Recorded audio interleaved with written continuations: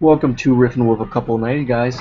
My name is Tony, and my co-host here is Mr. Peter Williams, the ever so fascinating man from the 90s. How you doing, Peter? Yes. How's it going, my 90s brother? How you doing?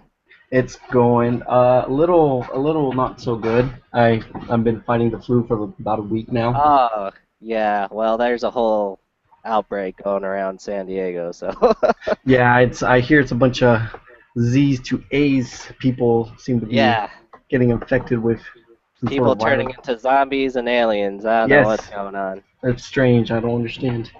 Well, how's your week been? Good. I'm surprised I haven't got the measles when we took the family to Disneyland on Valentine's Day, so I'm surprised I don't have the measles, so that's good. That is good. Yeah, I've been working kind of hard. It's been a long, busy week. So actually, I was yesterday when I was finally relaxing for a while because I have the weekends off, thankfully. I Yeah. found myself thinking because I went on Twitter and I saw Tony Hawk had posted that there's gonna be a new Tony Hawk game, Oh and man, that got me thinking. When's the it's last time I played like an excellent Tony Hawk game? And uh I gotta think, for me at least, I don't know about you, but Tony Hawk 2 and 3 were the bee's knees. Yes. Oh my God. Talk about a quintessential 90s video game experience. Two and three, I played two a lot, not so much three, but I think the main one that takes the cake for me has to be the first one. Yeah, absolutely. I think, well, it would be 1, 2, and 3 would be the best, and I would rank them in my opinion. 2 would be top, and then 3, and then 1. But that's just Could you mine. Go ahead. could you imagine a world without skateboarding video games? Like before in the 80s, there wasn't really anything to that level. I think there was maybe some little 8-bit things, but nothing like freaking Tony Hawk where you're pulling off tricks and stuff like that. So you know what? You bring up a really good point. Um, if video games did not involve skateboarding like they did in the Right. 90s, I think a lot of the special effects and the graphics and a lot of the gameplay, quite frankly, itself would not be as smooth as it is today if it weren't for the building Exactly. up of that. Ex It's crazy exactly. how like the world of sports games actually in particular really push the boundaries of other games like the racing games even because of the graphics and the high end controls. You need the precision of the maneuvering of the controls. And it's a complete 90s invention. Pretty much when the push came to 3D from 16-bit and 32-bit straight on to full-on 3D, that's when like sports games, driving games really took off. And Yes. I have to talk about one thing real fast that started in the 90s and it's give way to a whole brand new game genre and that everyone plays today, and that is first-person shooter. And the game that started it all was, of course, GoldenEye 007 Yes. on the Nintendo 64. It Absolutely. started everything. So talk a little bit about that experience that you first had when you were first played that game. Yeah, truthfully, I think this was the one game that I broke my multiplayer cherry on pretty much. Because you had four controllers, you plugged them in, you got four-player split screen, and then you're shooting each other in the freaking split screen, and it was just like what started everything.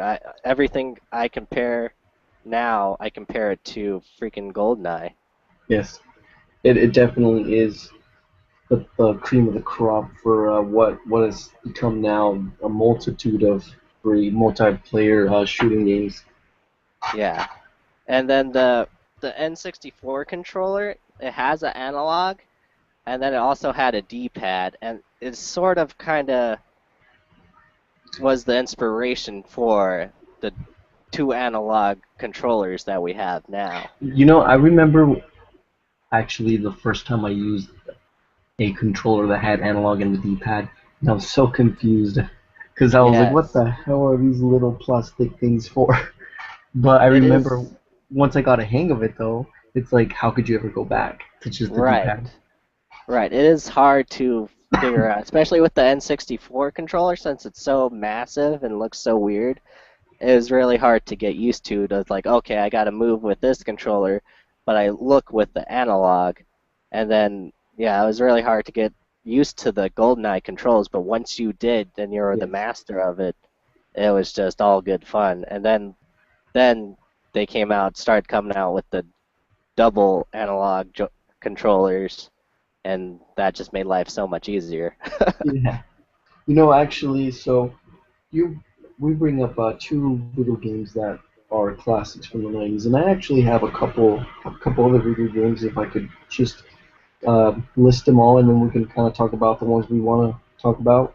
Yes, go ahead. All right, so I'm just gonna list them all. So in no particular order, here's my favorite games from the 90s: Super Mario World, Pokemon Red slash Blue, Age of Empires, Donkey Kong Oh, Country, Crash Bandicoot, oh, Spyro, keep going.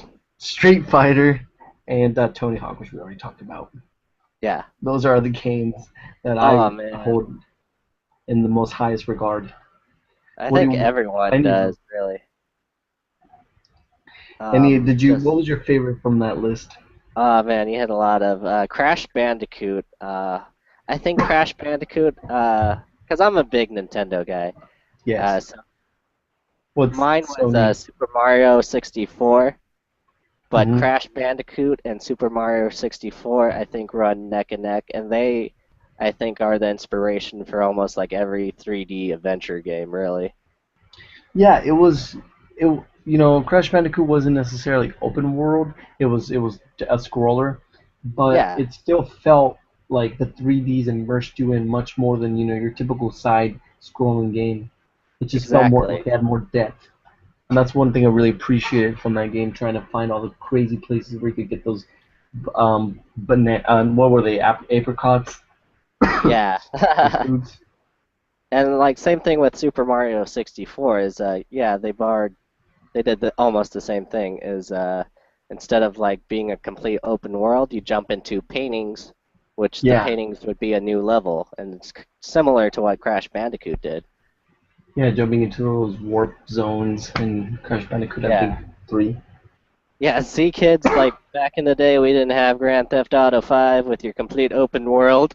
Yeah. What is Back in this in? back in the 90s, you had to freaking made Mario jump into a painting to go to a different level, you know. Yeah, and we flying around in a little aircraft like in the most confined space was the best. Yes, exactly. Um, but I kind of want to pick apart one out of the games I listed. Yeah. I think there was one game in particular that kind of revolutionized an entire console, and that would be Pokemon Red and Blue. Oh my God, yes. You want to talk a little bit about that and its affair with the Game Boy? You know what? Talk about a game I think that emphasized like getting together with someone else and like trading Pokemon or even battling with your Game Boy. I think this sort of started like now with handhelds, started like, hey, now handhelds can play together now. Yes, That I think that's a 90s invention, and that had to start with freaking Pokemon I with your remember. trading Yeah, Pokemon and then you're fighting together through like I think it was like a cable that you connect your Game Boys with. yeah. I don't remember if I was for the Game Boy Color or the original Game Boy, but there was a Game Boy. I don't know if you recall, Peter, but you would have to hook up kind of both Game Boys and put them kind of together, and there would be like a Oh, little infrared sensor at the right, top, and you would right. link them, and they would touch, and then you could transfer Pokemon. Do you remember that? Exactly. I think that was Game Boy Color, I want to say, and then like with the normal Game Boy, you would use like the little link cable or whatever. Yeah, the little link cable. Yeah, I remember that. Just But yeah, trading. that was so cool. And like think about it, like that was in a age before Bluetooth, and that maybe what possibly I don't know. I want to say big enough. to inspire Bluetooth technology. Well, it was almost like a little mini NFC, like Right, transmission of data because you touched both and through like some sort of wireless signal, the data passed through. So yeah, it was a huge ahead of its time. I think it was definitely a step in what direction we would be taking in the future. man. I didn't even remember that till you told me. Jeez, man. Nintendo, keep up Nintendo. the good work. Yeah, absolutely. So, actually, that's a pretty good segue into what I wanted to talk about next, which was, consoles like Nintendo that thankfully have been able to successfully make it to the current generation of consoles we have right now.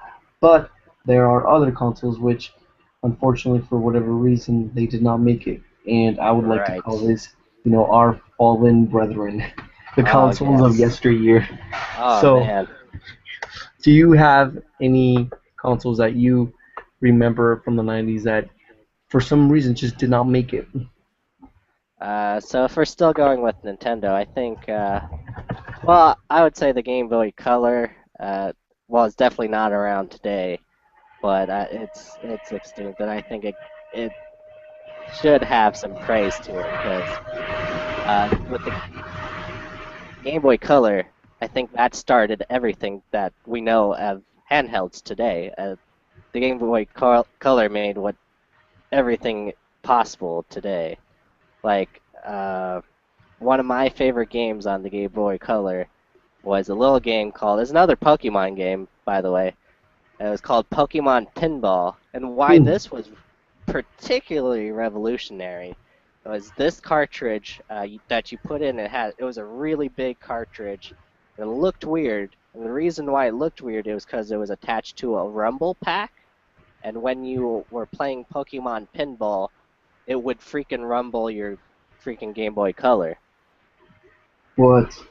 And that is still something that hasn't been done on handhelds. Like even the PlayStation Vita doesn't have like rumble capabilities. The only thing I can think of is the Wii U gamepad has a rumble in it, but that's because it's like a controller itself. That is crazy. I didn't know that. Yeah. And That's that pretty. was my I think that goes down as my favorite like pinball game ever because you're first of all, the pinball itself was a Pokeball, of course, and the main idea for playing the pinball game was in the middle you had so you had to activate stuff by hitting switches with the pinball, and then when you activated stuff, a Pokemon would appear in the middle, and then you would have to capture the Pokemon with your Pokeball pinball, and it was the best pinball game I ever played. Man, that sounds like I missed out, man. That sounds like pretty fun. I Yeah, wonder what they go for on eBay now. I'm a big pinball guy. Yeah, I love I always pinball. try to go on the machines in arcades. That's the best part. Something about all those lights and But yeah, just that was, I think, yeah, talk about retro. In the day, kids, there was places called arcades, see, that's and something they that's had also pinball crazy. machines. Like arcades were so much bigger in the 90s than they were today. I don't know for whatever Yes, of reason. course. I feel like I don't know, like maybe it's like the fact that everybody has like an iPad, and which is why maybe they don't feel the need to go out and stimulate the brain through, actually going outside. Well, But not only that, right. Not only that, but like the technologies with home consoles and how home yeah, consoles are relatively affordable today. People don't really need to go out into arcades and play yeah, machines that's true. now. It's just something about like being in with the lights and feeling like the classic, glass and the metal on the pinball machines, and just I don't know, it's nostalgic. It Right. feels good. It brings And back talk good about memories. the birth of like multiplayer, like getting on like Teenage Mutant Ninja Turtles, or like one of my favorite was Wow, the yes, Simpsons beat 'em up game. You start to yes, play by yourself, and then all of a sudden, just strangers come up and start playing with you. Talk yeah. There was about like the birth social of aspect to multiplayer that. there. Yeah, the social aspect to that was cool. I mean, now you can't really see if you're walking down the street, everybody's like walking and looking in their phone, whereas, people, I feel like in the 90s were a little more socially, acceptable, and they were able Yes. to like discuss and go up to a stranger and go like, hey, want to play a game? Like, Whereas if you were to do that now, I think it'd be Right. kind of strange, or you'd look strange doing it. It's kind of strange how Right. like society There's has some also sort of changed. right. There's some sort of social disconnect there just because of technology and everything, and Yeah, now everyone can hide their face behind a computer and stuff. yeah, Wow, so, we're getting deep into this yeah. this You podcast. know, actually, one thing I wanted to mention is there's a console that gets honorable mention, and I think that's the Dreamcast. You know, Oh it man, of nice. all it Yes. this console, you know, Now, poor thing, it was actually a pretty well built console, I think. It had pretty good it graphics for its was. time, and yet it didn't attract as many attention as the PS2 did. So, I mean, some of the games that it some of the titles were just amazing, like Crazy Taxi. That was such a fun game. Yes. Did you ever play that? Yeah, like, did you have a Dreamcast? You know, I had one briefly for like, but then I think we like returned it for like a PS2. Ah, Yeah, actually. well, at least you had one, because the Dreamcast was one system that I always wanted, but I never had, and I've only played it at friends' house Yeah. and the taxi, and I also played, I think one of the games that inspired many of the RPG games now was a game called Shenmue, where it was pretty much an open world RPG game about this guy trying to find I think the his father's killer, and it's pretty much you're walking around and then you have to do some like karate stuff. It's pretty much an action RPG game, but then you Hmm. go off and you do like side missions just like Grand Theft Auto or something like that to earn like money. Like you're moving boxes, you're playing this game called Lucky Hit, which is pretty much just a gambling game that you set up. You go into the booth and you're like the operator of this game called Lucky Hit, and then you ask people if they want to play, and then if you win more money than if you lose, and it's pretty awesome. Just the random things you can do, and then you could also go into an arcade and play some old school Sega games. It was Really? just ingenious what they had going on for that RPG. And Yeah, I that's remember Crazy Taxi being just yes. the best like racing game, really, because I'm not really into racing games that much. I like the unrealistic racing games because like Crazy Taxi and Just um driving around the and Mario sidewalk trying Kart. to get somebody to go somewhere. Yeah, exactly. And that is just yeah. Any other Dreamcast games? um, the, I can't think right now for some reason of any other Dreamcast games, but I'm sure there's many. I Um, know Sonic got his reboot on the Dreamcast. I think yes. Sonic gained more popularity with the Dreamcast because that's when he went to 3D, and that's when they Hmm. actually got a Sonic 3D game down. Because before they couldn't figure out how to make Sonic as fast as he was in a side scroller, and Yes. then they came out with the first Sonic Adventure, and they figured out how to make Sonic as fast as he was on a 3D world as opposed to a 2D world. Hmm. Um, What I thought was like next gen about the Dreamcast was the controller and that had a the little controller. LED, the little LED screen. Yes, I thought that was that like looks so so cool, futuristic. right? That little screen, that little little thing that's like probably not even that expensive to build was like such a like I don't know, it's a differentiating factor in Pretty much like Dreamcast. a small Game Boy almost. Yeah, it was cool. But yeah, I the know, PS2, like I said, it totally killed it. And you know, one of the reasons why I think is because a lot of people still at that time had PS1 games and the right, ability to be able to just simply port it over to their new console without worrying if it was going to be backwards compatible is I think a huge reason why the PS2 was as successful as it was. Which right. is kind of strange when they push towards the PS3. One thing I never, have come to terms with is why they didn't just allow the 60 gig version to Backwards continue production so they could be exactly, backwards compatible. exactly. I don't know. All I know is Nintendo still continues to be backwards compatible with everything. Though you can't play any GameCube games on a Wii U. You can play Wii games on a Wii U. That's So awesome. they're still doing that. And then most systems nowadays they I guess solve the backwards compatibility issue by putting up their games on some sort of service Like, online. yeah, the store. Yeah, exactly. But that's, I mean, that's such a cop out, I think, because I mean, of course, you're gonna put that offer there so that you could rebuy the game you already own. It's kind of silly. Right. But yeah, and then I have this PS2 game disc that I'll never get to play again because it doesn't work on my PlayStation 3. And then that's just, yeah, I don't know why they did that exactly. We definitely have the technology for it. I guess they just don't want to put the work into it. Yeah, well, oh well, what can you do? Right. Yeah. All right, well, actually, I think I covered a lot of topics that I wanted to talk We about. Is there did. something that you wanted to mention? Well, if you just, I wanted to pose this question to you. Do you have any, like, do you want to know about any consoles that you may not have known about, like an extinct console that you may not have played? Is there anything out there that you can think, or because I have a couple of them that you Um, y- uh, hmm. The I can't. Well, I think there is, but I can't pinpoint any. What? Tell me some, and maybe I'll. Okay, so when the Game Boy came out, that started the whole handheld genre, and more people were starting to get into the handheld genre by the time the Game Boy Color came out.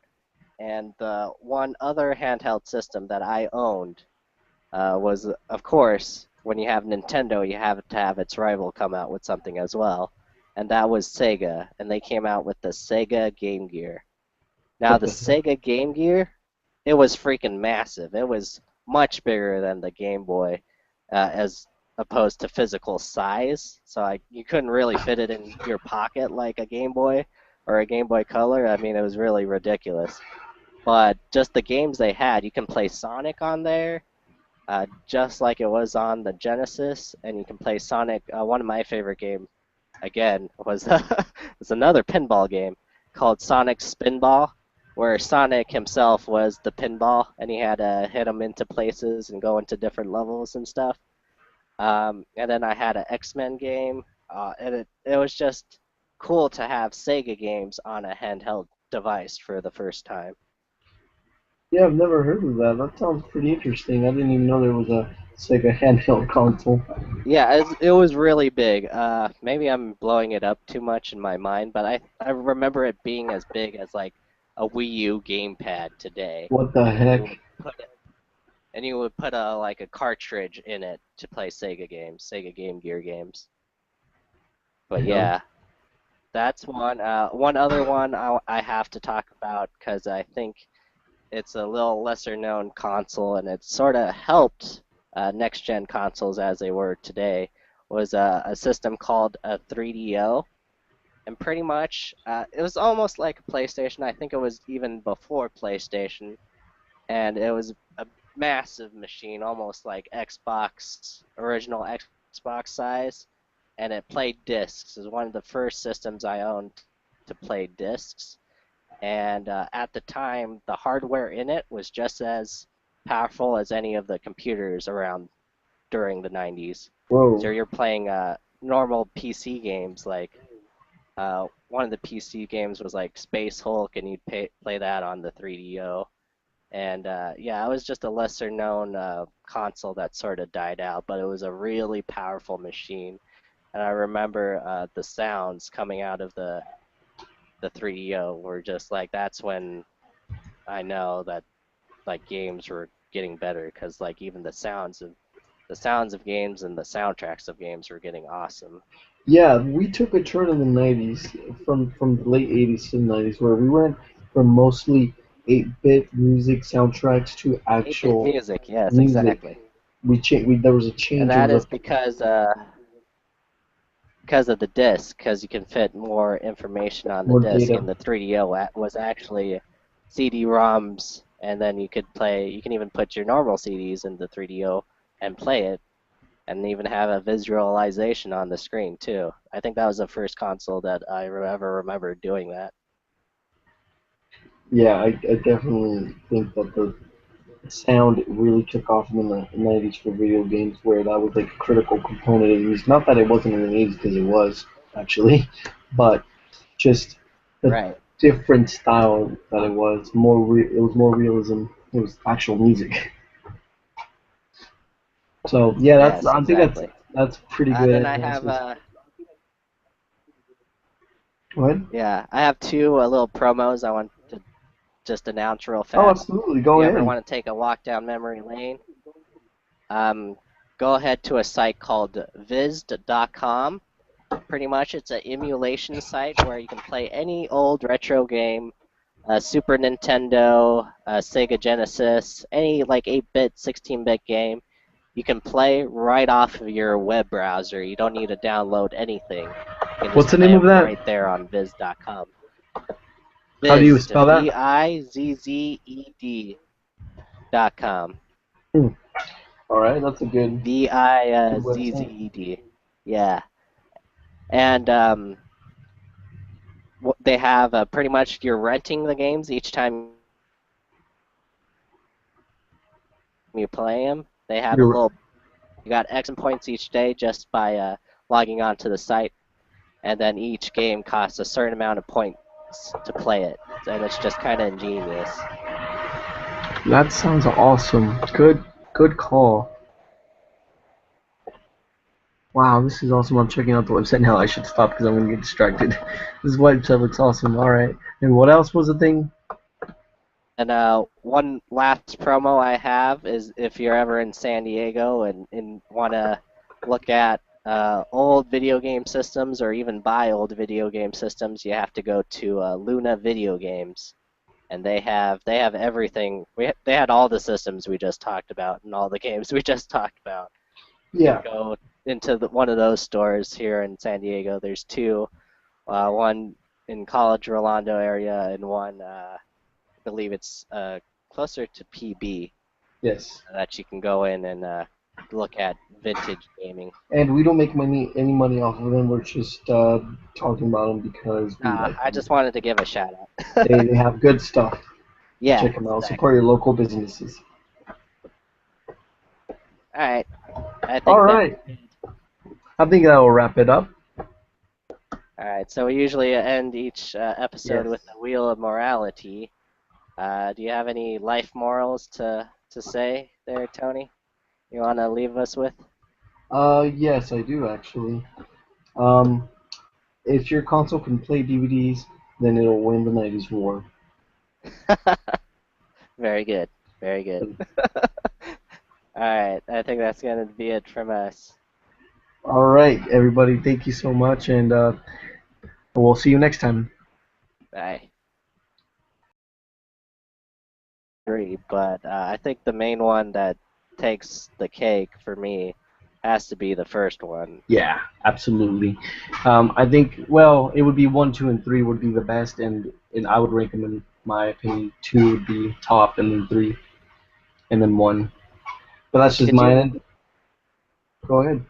could you imagine a world without skateboarding video games? Like before in the 80s, there wasn't really anything to that level. I think there was maybe some little 8-bit things, but nothing like freaking Tony Hawk where you're pulling off tricks and stuff like that. So you know what? You bring up a really good point.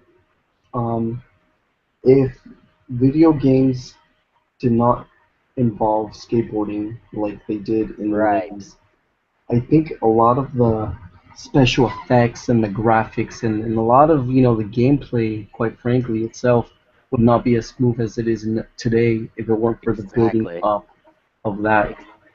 Ex- It's crazy exactly. how like the world of sports games actually, in particular, really push the boundaries of other games like the racing games, even because of the graphics and the high end controls. You need the precision of the maneuvering of the controls.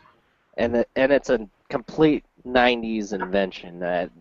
Pretty much when the push came to 3D from 16-bit and 32-bit straight on to full-on 3D. That's when like sports games, driving games really took off. And Yes. I have to talk about one thing real fast that started in the 90s and it's give way to a whole brand new game genre and that everyone plays today, and that is Welcome to Riffin with a couple of 90 guys. My name is Tony, and my co-host here is Mr. Peter Williams, the ever so fascinating man from the 90s. How you doing, Peter? yes. How's it going, my 90s brother? How you doing? It's going a little not so good. I've been fighting the flu for about a week now. Oh, yeah. Well, there's a whole outbreak going around San Diego, so Yeah, I hear it's a bunch of Z's to A's. People seem to be yeah. getting infected with some sort People of turning virus. into zombies and aliens. I don't know what's Yes, going on. it's strange. I don't understand. Well, how's your week been? Good. I'm surprised I haven't got the measles when we took the family to Disneyland on Valentine's Day, so I'm surprised I don't have the measles, so that's good. That is good. Yeah, I've been working kind of hard. It's been a long, busy week. So actually, I was yesterday when I was finally relaxing for a while because I have the weekends off, thankfully. I Yeah. found myself thinking because I went on Twitter and I saw Tony Hawk had posted that there's gonna be a new Tony Hawk game, Oh and man, that got me thinking. When's the that's last time I played like an excellent Tony Hawk game? And uh I gotta think, for me at least, I don't know about you, but Tony Hawk 2 and 3 were the bee's knees. yes. Oh my God, talk about a quintessential 90s video game experience. 2 and 3, I played 2 a lot, not so much the first person shooter, and the game that started it all was of course GoldenEye 007 Yes, on the Nintendo 64. It absolutely. started everything. So talk a little bit about that experience that you first had when you were first played that game. Yeah, truthfully, I think this was the one game that I broke my multiplayer cherry on pretty much. Because you had 4 controllers, you plugged them in, you got 4-player split screen, and then you're shooting each other in the freaking split screen. And it was just like what started everything. Everything I compare now, I compare it to freaking GoldenEye. Yes, it definitely is the cream of the crop.